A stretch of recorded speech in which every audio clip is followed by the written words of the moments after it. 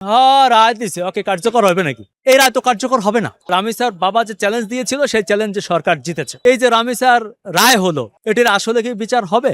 আসলে কি এই রায় কার্যকর হবে? দেখেন, রামিসা মারা যাওয়ার পরে তার বাবা সরকারকে একটা চ্যালেঞ্জ দিছিল, আমি বিচার চাই না, আপনারা বিচার করতে পারবেন না, ইতিহাস নাই, নজির নাই, কোনো উদাহরণ নাই, আমি স্ট্যাম্পে লিখে দিতে পারি এই হত্যাকাণ্ডের বিচার হবে না। সেটা নিয়ে আমরা কথা বলেছি, সারা দেশের মানুষ কথা বলেছে। আমিও বলেছিলাম যে সরকার কেন এটাকে চ্যালেঞ্জ হিসাবে নেয় না। সরকার সেটি চ্যালেঞ্জ হিসাবে নিয়েছে এবং আমি দেখেছি যে সরকারের সেটি আন্তরিকতা ছিল। আমাদের মাননীয় প্রধানমন্ত্রী নিজে, আমাদের মাননীয় স্বরাষ্ট্রমন্ত্রী নিজে সেই রামিসের বাসায় গিয়েছেন, আমাদের আইনমন্ত্রীও গিয়েছেন এবং আশ্বাস দিয়েছেন যে 1 মাসের মধ্যে এটি রায় ঘোষণা করা হবে। আমরা দেখেছি 1 মাস লাগেনি, মাত্র 5 কার্য দিবসের মধ্যে এটির একটি রায় হয়েছে। আমি প্রথমত ধন্যবাদ দিতে চাই, স্যালুট দিতে চাই। আমরা যখন সরকারের বিরুদ্ধে কথা বলি, গোষ্ঠী উদ্ধার করা ফেলি, এমন কোনো বাজে কথা নাই বলি না, কিন্তু ভালো কাজেরও প্রশংসা করতে হবে। আমি মনে করি সরকার এটি একটি যুগান্তকারী রায় দিয়েছে। আমি স্যালুট জানাই, ধন্যবাদ জানাই, আমি আবেগ আপ্লুত, আমি এটাই আশা করেছিলাম। এভাবেই কোটি কোটি মানুষের ঘরে দেশ জুড়ে ফ্রিজ একটাই, ওয়ালটন। আমি মনে করি যে রামিসার বাবা যে চ্যালেঞ্জ দিয়েছিল সেই চ্যালেঞ্জে সরকার জিতেছে, পাশাপাশি রামিসার বাবাও জিতেছে, আমরাও জিতেছি। এই রায়ে আমরা পুরো দেশবাসী আমরা কিন্তু জিতে গেছি। এখন সমস্যা যেটা হচ্ছে যে আমাকে অনেকেই প্রশ্ন করছে, ফোন করছে, মেইল করছে যে ভাই এই রায় তো কার্যকর হবে না। আমরা দেখেছি যে সেই রসু পাগলা 11টা ধর্ষণ, 11টা হত্যাকাণ্ড করার পরও রসু খা, সে এখনো জেলে আছে। আপনার আমার ট্যাক্সের খাতায় বসে বসে বসে জেলে বসে খায়।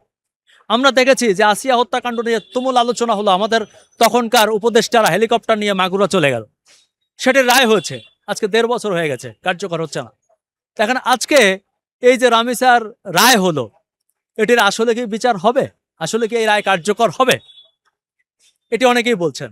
আমি মনে করি যেহেতু একটা ইতিহাস সৃষ্টি হয়েছে সবচেয়ে কম দিনে রায় দিয়ে, আবারও ইতিহাস সৃষ্টি হবে এই রায় কার্যকর করে।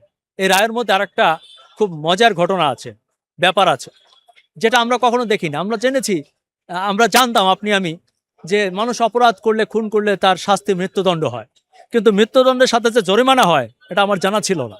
আমি দেখলাম যে আজকে যে রায় হয়েছে, এটা সোহেল রানার মৃত্যুদণ্ড হয়েছে, পাশাপাশি 5 লক্ষ টাকা জরিমানা করা হয়েছে। আবার তার স্ত্রী স্বপ্নার মৃত্যুদণ্ড হয়েছে, পাশাপাশি 2 লক্ষ টাকা জরিমানা করা হয়েছে। তার মানে কি?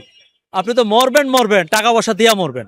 হ্যাঁ, আদালত বলেছে যে তাকে মৃত্যুদণ্ডে ঝোলানোর আগে এই 5 লক্ষ টাকা তার থেকে বা তার পরিবারের থেকে কালেক্ট করা হবে, সরকার করবে এবং সেটি রামিসার পরিবারকে হস্তান্তর করবে, তারপর রায় কার্যকর করা হবে।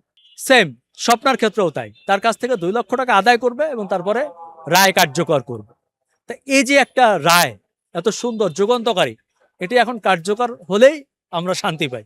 পাশাপাশি আমরা এখন আরেকটা দাবি জানিয়েছি সরকারকে, সেটা হচ্ছে এই যে দীর্ঘসূত্রিতা হচ্ছে, যে হয় না, এখানে যে আইনি প্রসিডিওরগুলোর কারণে, যে আপিল বিভাগ বা অন্যান্য কারণে যে দীর্ঘসূত্রিতা হয়, এটির একটি সমাধান করা দরকার। আমরা সরকারকে বলতে চাই যে এমন একটা প্রসেস করা হোক। আমাদের মাননীয় আইনমন্ত্রীকে বলতে চাই, আমাদের অ্যাটর্নি জেনারেল সাহেবকে বলতে চাই যে বিশেষ করে শিশু নির্যাতন, শিশু হত্যার যে ঘটনা, এটা একটা স্পেশাল অ্যাক্ট কিংবা স্পেশাল একটা প্রসিডিওর মাধ্যমে যেভাবে হোক 1 থেকে 1.5 মাসের মধ্যে কার্যকর করে যদি নজির সৃষ্টি করা যায়, তাহলে এদেশের মানুষের আস্থা ফিরে আসবে অনেক বেশি। দেখেন, রামিসার বাবা যে কথাটা বলেছিল আস্থাহীনতা, এটি কিন্তু অনেক মানুষের মধ্যে আছে। আপনি বাংলাদেশের আনাচে কানাচে যাবেন, চার দোকানে যাবেন, কথা বলবেন, দেখবেন মানুষ একটা কথাই বলবে, যাবেন রায় দিছে, ওকে কার্যকর হবে নাকি, বলে ফেলবে। এটা যদি কার্যকর করা যায় তাহলে কিন্তু মানুষ এই কথাটা বলার আর সুযোগ নাই। তবে আমার বিশ্বাস সরকার এইটা আর হইতে দিবে না। সরকার এবার কার্যকর করবে, দেখাবে।